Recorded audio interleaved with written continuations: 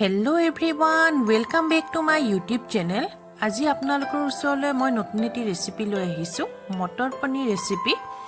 অতি কম সময়ৰ ভিতৰতে আপোনালোকে কেনেদৰে মটৰ পনীৰ বনাব পাৰে তাৰে এটি ৰেচিপি মই আপোনালোকৰ ওচৰলৈ শেয়াৰ কৰিছো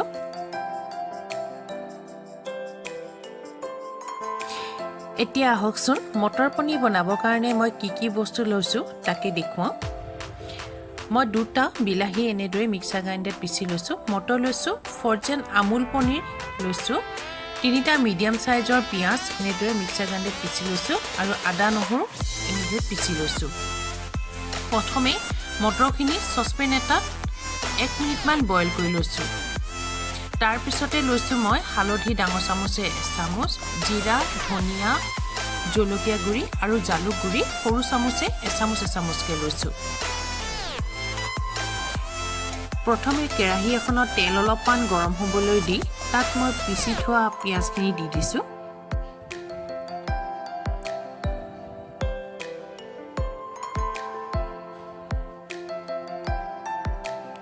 পিয়াজখিনি মই অলপ সময় এনেদৰে ভাজি থাকিম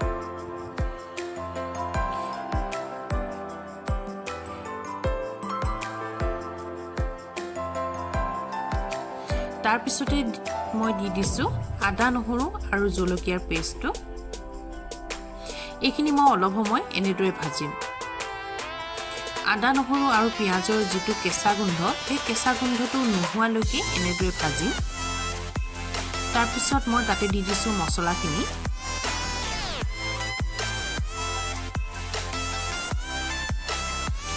আকৌ এবাৰ লৰাই লৈ অলপ সময় ভাজিম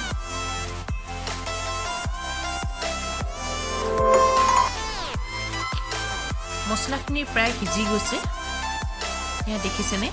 তাৰ পৰা তেল অলপমান বিৰিঙিবলৈ ধৰিছে এনেদৰে মছলাখিনি অলপ সময় ভাজি থাকিব আপোনালোকে তাৰ পিছতে মই বিলাহী পেষ্টখিনি তাতে দি দিছো অলপ সময় লৰাই সিজিবলৈ দিছো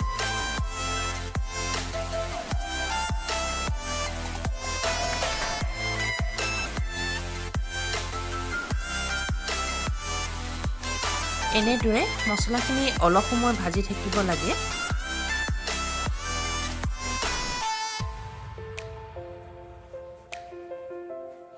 প্ৰায় 1.5 মিনিট ভজাৰ পিছত এয়া দেখিছেনে কিনাৰৰ পৰা তেল বিৰিঙি আহিবলৈ ধৰিছে আমাৰ মছলাখিনি প্ৰায় ৰেডি হৈ গৈছে এটা ধুনীয়া গোন্ধও আহিব ধৰিছে তাৰ পিছত মই মটৰখিনি দি দিছো তাত মই মিডিয়াম সাইজৰ বাটিৰে এবাটি লৈছিলো মটৰ এনেদৰে অলপ সময় লৰাই থাকিম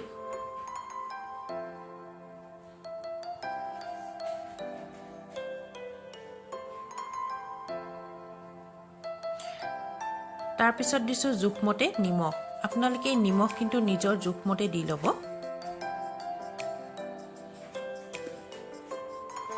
অলপ সময় লৰাই লোৱাৰ পিছত তাতে মই পনীৰ কিডখৰ দি দিছো পনীৰ মই 1 পোৱা লৈছো আকৌ অলপমান লৰাই ললো এয়া দেখিছেনে ৰংটো ইমান ধুনীয়া হৈছে গোন্ধটো কিন্তু বৰ ভাল হৈছে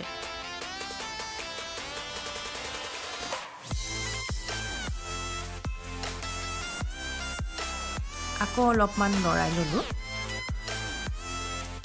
তাৰ পাছত মই তাতে দি দিছো কুহুমীয়া গৰম পানী অলপমান পানী আপোনালোকে নিজৰ জোখমতে দি ল'ব পাৰিব মই যেহেতু ৰুটি লগত খাম সেইকাৰণে মই পানী বেছি নাই দিয়া অকমান গ্ৰেভিকে থৈছো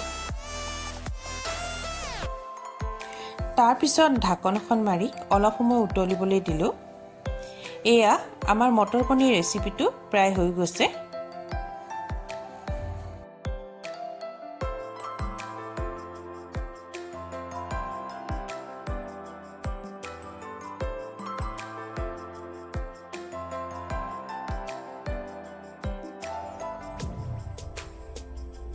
গৰম গৰম ৰুটিৰ লগত এনেদৰে খাই চাবচোন বৰ ভাল লাগে